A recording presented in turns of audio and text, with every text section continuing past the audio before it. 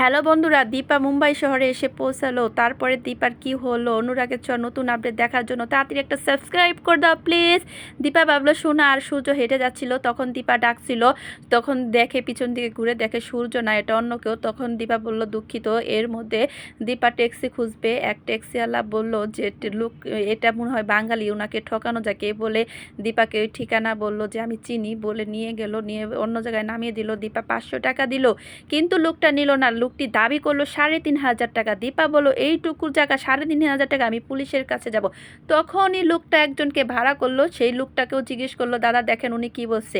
লোকটাও বললো হ্যাঁ দিয়ে দেন দিদি, ঝামেলা করেন না। তখন দীপা টাকা দিয়ে দিল, বললো আর কিছু টাকা আমার কাছে আছে, যদি গাড়িতে যাই তাহলে অনেক টাকা লাগবে। তখন দীপা এক লোককে এই ঠিকানাটা দেখালো। লোকটা হিন্দিতে বললো, দীপার বুঝতে অনেক কষ্ট হলো। তখনই দীপা বললো তাহলে হেঁটে হেঁটে যাই। ক্লান্ত হয়ে গেল দীপা, এক জায়গায় বসছিল। তখনই সূর্য পিছন দিক দিয়ে দীপাকে দেখলো আর বলল একটা অসুস্থ মহিলা কাছে যাই, একটু সেবা করি। এমনি শোনা ফোন দিল। তো তখনই দিয়ে সূর্য চলে গেল তাড়াতাড়ি করে। তখন আর সোনা বললো তাড়াতাড়ি চলে আসবে 100 পর্যন্ত গোনার আগে। তখন দীপা আবারও হাঁটা শুরু করলো।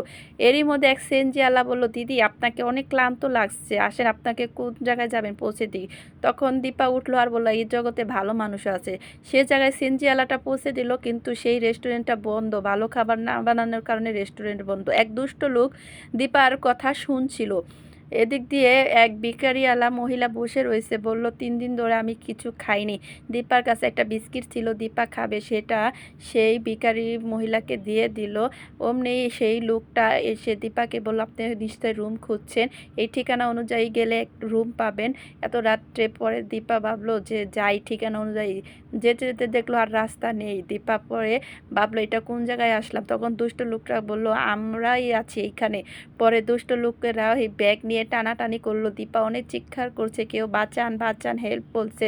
তখন দুষ্ট লোকেরা দীপার সাইড ব্যাগটা টেনে নিয়ে গেল। ওই সাইডটার ব্যাগটার মধ্যে দীপার কাগজপত্র, চাকরির সমস্ত কিছু ডকুমেন্টস আছে। এদিক দিয়ে দীপার জুতা ছিঁড়ে গেল, সেই জুতা ছিঁড়া নিয়েই দীপার এখন হাঁটতে হবে। দীপা অনেক কান্না করছিল। সোনার রূপা এসে বলল মা তুমি কান্না করো না, তুমি তো বলেছো এক পথ হারিয়ে গেলে আরও অন্য রাস্তা তুমি খুঁজে পাবে মা, তুমি দাঁড়াও, তুমি হেঁটে যাও।